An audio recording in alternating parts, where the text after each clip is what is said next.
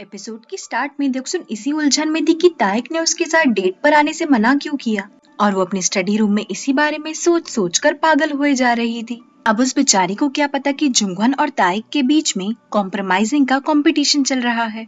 देवसुन को लग रहा था कि त्याग ने उसे बेवकूफ बनाया है और वो इसी बात को लेकर उससे नाराज भी थी। लाइब्रेरी से घर आते वक्त देवसुन के पैर के ऊपर से बाइक का चक्का चला जाता है और इसी वजह से उसके पैर में फ्रैक्चर हो जाता है। अगले दिन लाइब्रेरी में डोंगर्योंग अपने बट होल में गार्लिक डालता है क्योंकि उसे पाइल्स की प्रॉब्लम थी। थोड़ी देर बाद वो देवसुन को उसके घर जाकर बताता है कि वो सारे ही बॉयज सॉकर खेलने वाले हैं। देवसुन जो कि अपने पैर के फ्रैक्चर की वजह से चल भी नहीं पा रही थी, वो डोंगर्योंग से कहती है कि वो उसे अपनी पीठ पर बिठा ले जिससे कि वो भी सॉकर मैच देखने जा सके। देवसुन की इस बात पर डोंगर्योंग उसका मजाक उड़ाते हुए कहता है कि वो अपने से मोटे इंसान को कैसे उठा सकता है। उधर प्लेग्राउंड में ताइक और जुंगवन के बीच में एक अजीब सी खामोशी थी, जैसे कि दोनों के ही मन में एक दूसरे को लेकर काफी सवाल हो, पर पूछने की हिम्मत उन दोनों में से कोई भी नहीं करना चाहता था। उन दोनों के बीच की इस चुप्पी को तोड़ते हुए जुंगवन ताइक से पूछता है कि क्या उसने जुंगवन का वॉलेट खोलकर देखा था, तो ताइक उसे मना कर देता है और कहता है कि उसने वॉलेट को अंदर से नहीं देखा था। तभी वहाँ पर देवसुन और डोंगर्योंग आ जाते हैं। डोंगर्योंग नहीं चाहता था कि देवसुन उसकी पीठ पर बैठे, पर देवसुन भी जबरदस्ती डोंगर्योंग की पीठ पर बैठ जाती है प्लेग्राउंड आने के लिए और इसी बात पर उन दोनों की छोटी सी नोकझोंक हो जाती है। थोड़ी देर बाद जब सारी बॉयज सॉकर खेलने लगते हैं, तभी देवसुन और बाकी सभी लड़के नोटिस करते कि डोंगर्योंग की पैंट में बहुत सारा खून लगा था। जब वो लोग ये बात डोंगर्योंग को बताते तो वो इतना सारा खून देखकर बेहोशी हो जाता है। सुनु और जुंगवन भागते हुए डोंगर्योंग को हॉस्पिटल ले जाते हैं और ताइक से कहते हैं कि वो देवसुन को घर लेकर आ जाए। ताइक देवसुन के पास में जाता है और उससे कहता है कि वो उसकी पीठ पर बैठ जाए ताकि वो उसे घर छोड़ दे, पर देवसुन उसकी बात मानने के लिए तैयार ही नहीं थी क्योंकि वो अभी भी ताइक से गुस्सा थी। तभी प्लेग्राउंड में वॉचमैन आ जाता है। वॉचमैन को देख ताइक डर जाता है और देवसुन को अपनी गोद में उठाकर भागने लगता है। इस समय देवसुन की शक्ल देखने लायक थी। थोड़ी देर बाद जब ताइक और सुनु की फैमिली साथ में डिनर कर रही होती है, तो सुनु सबको बताता है कि डोंगर्योंग को ये प्रॉब्लम उसकी पाइल्स की वजह से हुई थी और अब वो ठीक है और थोड़े दिन में उसे डॉक्टर्स डिस्चार्ज भी कर देंगे। घर पर देवसुन पूरा टाइम ताइक के बारे में ही सोच रही थी। उधर डिनर के बाद सुनु और ताइक अकेले में अपने पेरेंट्स के बारे में बातें करते हैं। उन दोनों को ही अपने मॉम एंड डैड के रिलेशनशिप से कोई प्रॉब्लम नहीं थी क्योंकि वो दोनों ही उन्हें बस खुश देखना चाहते थे। उसी रात बहुत सारे तारे टूटकर गिरने वाले थे, तो जुंगवन को जबरदस्ती छत पर लेकर जाता है ताकि वो दोनों ही टूटता तारा देख सके। जैसे ही पहला तारा टूटता है, जुंगबोंग एक विश मांगता है। उसकी विश कंप्लीट होते से जुंगवन उससे पूछता है कि उसने क्या मांगा, तो जुंगबोंग जुंगवन को अपनी विश बताते हुए कहता है कि वो हमेशा से यही चाहता है कि जुंगवन अपनी सारी ड्रीम्स अचीव करे और वो लाइफ में बहुत आगे बढ़े। अपने बड़े भाई की ये विश सुनकर जुंगवन इमोशनल हो जाता है। तभी जुंगबोंग उससे कहता है कि तुम सिर्फ मेरे लिए पायलट बन रहे हो ना, क्योंकि पायलट बनना हमेशा से ही मेरा सपना था, पर अपनी फूटी किस्मत की वजह से मैं इसे पूरा नहीं कर पाया। जुंगबोंग की ये बात सुनकर जुंगवन उससे कहता है कि वो भी हमेशा से ही पायलट बनना चाहता था और वो ये चीज किसी के भी दबाव में आकर नहीं कर रहा है। ये बात सुनकर जुंगबोंग इमोशनल हो जाता है। नीचे बोरा सुनवू को मिलने बुलाती है और सुनवू से ब्रेकअप कर लेती है। सुनवू उससे कहता भी कि अगर आज उसने उससे ब्रेकअप कर लिया तो वो आज के बाद उसकी शक्ल कभी नहीं देखेगा। बोरा सुनवू की बात सुनकर भी अपनी बातों पर अड़ी रहती है और सुनवू से ब्रेकअप कर लेती है। दरअसल बोरा भी सुनवू को बहुत प्यार करती थी, पर वो अपनी पढ़ाई के बीच में किसी को भी नहीं आने देना चाहती थी। छत पर जुंगवन अपनी विश मांगता है जो कि ताइक के बारे में होती है। दरअसल जुंगवन ये सोच रहा था कि अगर ताइक देवसुन और उसके बीच में नहीं होता तो चीजें बहुत ज्यादा आसान हो जाती थी, क्योंकि जुंगवन देवसुन को किसी और लड़के के लिए नहीं छोड़ सकता था, पर क्योंकि देवसुन और उसके बीच में ताइक था तो वो अपनी दोस्ती को ज्यादा इम्पोर्टेंस देना चाहता था। अगले दिन ब्रेकफास्ट टेबल पर देवसुन की मॉम उससे प्यार से पूछती है कि वो फ्यूचर में क्या करना चाहती है, मतलब वो क्या बनना चाहती है। देवसुन के पास में इस सवाल का कोई जवाब नहीं होता। तभी एक्साइटेड होकर नोयुल अपनी मॉम से कहता है कि वो सिंगर बनना चाहता है। मॉम ये बात सुनते ही नोयुल को डांट देती है और उससे कहती है कि उसे अपनी चादर उतनी ही फैलानी चाहिए जितने उसके पैर है, क्योंकि सिर्फ एक कंपटीशन जीतने से वो सिंगर नहीं बन सकता। नोयुल अपनी मॉम की ये बात सुनकर बहुत ही ज्यादा निराश हो जाता है।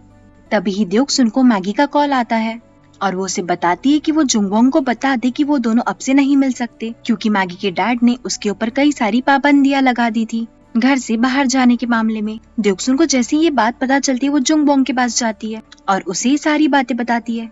द्योक्सुन जोंगबोंग से ये भी कहती कि वो उसकी सारी पेपर क्रेन्स मैगी को दे देंगी। जोंगबोंग इस बात से काफी ज्यादा निराश था क्योंकि वो मैगी से उसके बर्थडे वाले दिन भी नहीं मिल पा रहा था। तो जोंगबोंग अपने मन में चल रही सारी कश्मकश एक चिट्ठी में लिख देता है और सोचता है कि वो ये चिट्ठी द्योक्सुन के जरिए मैगी तक पहुंचा देगा।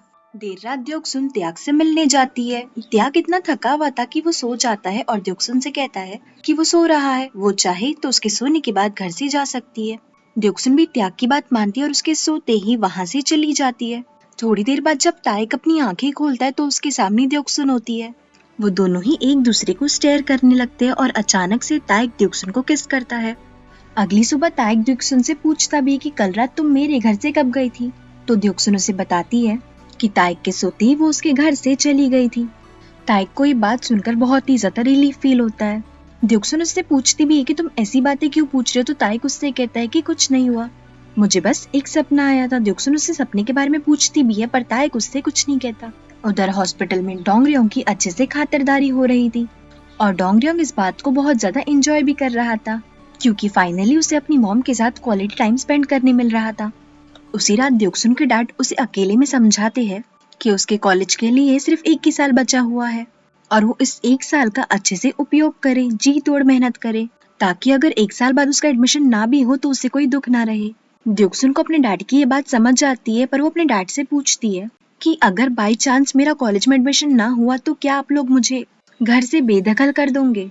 इस बात पर उसके डैड उससे समझाते हुए कहते हैं कि उन्हें कोई फर्क नहीं पड़ता अगर उनकी बेटी का एडमिशन कॉलेज में ना हो, वो बस द्योक्सुन को मेहनत करते हुए देखना चाहते ताकि आगे उन्हें कोई मलाल ना रहे। अपने डैड की ये बात सुनकर द्योक्सुन उनसे प्रॉमिस करती है कि वो अपने कॉलेज के आखिरी साल में जी तोड़ मेहनत करेंगी ताकि उसे अच्छी यूनिवर्सिटी में एडमिशन मिल सके। द्योक्सुन की ये बात सुनकर उसके डैड उससे पूछते हैं कि वो फ्यूचर में क्या करना चाहती है। द्योक्सुन के पास में इस सवाल का कोई जवाब नहीं होता और वो अपने डैड से कहती है कि उसने अब तक इस बारे में कुछ सोचा ही नहीं है। द्योक्सुन की ये बात सुनकर उसके डैड उसे और भी ज्यादा मोटिवेट करने लगते हैं, उसे ये कहकर कि आज नहीं तो कल उसे पता चल जाएगा कि वो अपनी लाइफ के साथ क्या करना चाहती है। अपने डैड की ये बात सुनकर द्योक्सुन थोड़ी इमोशनल हो जाती है और उसके डैड उसे संभालते हैं। अगले दिन द्योक्सुन बोरा से मिलने जाती है उसके हॉस्टल में कुछ खाना लेकर। द्योक्सुन जैसे ही बोरा का रूम देखती है उसकी आंखें फटी की फटी रह जाती है क्योंकि उस कमरे में एक इंसान के फैल के सोने तक की जगह भी नहीं थी। बोरा का कमरा देखकर द्योक्सुन को बहुत ही ज्यादा बुरा लगता है कि इतनी मेहनत करने के बाद भी बोरा को अपनी पढ़ाई पूरी करने के लिए इतनी कठिनाइयों का सामना करना पड़ रहा था। ये सब देखकर द्योक्सुन अपने इमोशंस कंट्रोल नहीं कर पाती और बोरा के गले लगकर फूट फूट कर रोने लगती है। बोरा उसे संभालती और उससे कहती कि इसमें कोई बड़ी बात नहीं है, पर द्योक्सुन को अपनी बड़ी बहन के लिए बहुत बुरा लग रहा था। घर आकर द्योक्सुन डिसाइड कर लेती है कि वो भी अपनी बड़ी बहन की तरह मेहनत करेंगी और अपनी लाइफ में कुछ अचीव करके दिखाएंगी। बोरा को उस हालत में देखकर मानो द्योक्सुन को अपनी लाइफ की मोटिवेशन मिल गई थी। अगले कुछ दिनों तक जोंगबोंग द्योक्सुन के जरिए मैगी को चिट्ठी भेजा करता था और ऐसे ही एक दिन जब मैगी का रिप्लाई आया एक चिट्ठी के जरिए तो जोंगबोंग उस चिट्ठी को देखकर दंग रह जाता है क्योंकि उस चिट्ठी में लिखा था कि मैगी कोरिया छोड़कर जा रही है और अब जोंगबोंग को उसे भूल जाना चाहिए। जोंगबोंग अपने ब्रेकअप से काफी ज्यादा अफेक्टेड था, इतना कि वो पढ़ाई करने के लिए बुद्धिस्ट टेम्पल में चला जाता है। दिसंबर 1989 की फर्स्ट स्नोफॉल पर ताइक के डैड सुनवो की मॉम को शादी के लिए प्रपोज करते हैं। सुनवो की मॉम इस बात का कोई जवाब तो नहीं देती पर उनके चेहरे पर हल्की सी मुस्कुराहट थी जो कि साफ इस तरफ इशारा कर रही थी कि जल्द ही उन दोनों की भी शादी हो जाएंगी। 15 दिसंबर 1989 में सुनवो, द्योक्सुन, डोंगरयोंग और जुंगहवान अपने एग्जाम्स दे चुके थे और अब उन्हें अपनी कामयाबी की तरफ बढ़ने के लिए सिर्फ अपने रिजल्ट्स का इंतजार था। साल 1990 में सबके रिजल्ट्स आ चुके थे। जुंगहवान को एयरफोर्स मिलिट्री एकेडमी में एडमिशन मिल चुका था। सुनवो को भी स्कॉलरशिप के जरिए मेडिकल स्कूल में एडमिशन मिल जाता है। जोंगबोंग भी 8वीं बार अपनी यूनिवर्सिटी एग्जाम क्रैक कर लेता है। द्योक्सुन और डोंगरयोंग को इस साल कॉलेज में एडमिशन नहीं मिला था तो उन लोगों ने फिर से एग्जाम दी ताकि उन्हें कॉलेज में एडमिशन मिल सके। चीजें फास्ट फॉरवर्ड होती और हमें साल 1994 दिखाया जाता है जहाँ पर सभी लोग अब बड़े हो चुके थे और अपना ड्रीम भी अचीव कर चुके थे। सुनवो अपनी मेडिकल स्टडीज कंप्लीट कर चुका था और एक इंटर्नशिप भी कर रहा था। जुंगहवान भी एक एयरफोर्स पायलट बन चुका था। डोंगरयोंग अपने बड़े भाई के साथ में एक होटल में काम करता था जो कि उसके बड़े भाई का ही स्टार्टअप था और द्योक्सुन भी अब एक एयर होस्टेस बन चुकी थी। बोरा ने भी अपनी पढ़ाई कंप्लीट कर ली थी और वो भी एक प्रोसिक्यूटर बन चुकी थी। इन बीते सालों में त्याग ने भी कई सारे मैचेस जीतकर और नए रिकॉर्ड्स बनाकर बादुक में एक नया मुकाम हासिल कर लिया था। ये सभी लोग अपने काम को लेकर बहुत ही ज्यादा बिजी थे, पर आज कुछ ऐसा था जिसके लिए ये सब लोग इकट्ठा हुए थे। अब वो क्या ओकेजन था वो तो हमें अगले एपिसोड में ही पता चलेगा। So thank you so much everyone for watching this video till the end. I really hope आपको ये वीडियो पसंद आई हो। जाने से पहले वीडियो को लाइक और प्लीज चैनल को सब्सक्राइब करना मत भूलना। मिलते हैं नेक्स्ट एपिसोड में। Till then please take care of yourself. See या।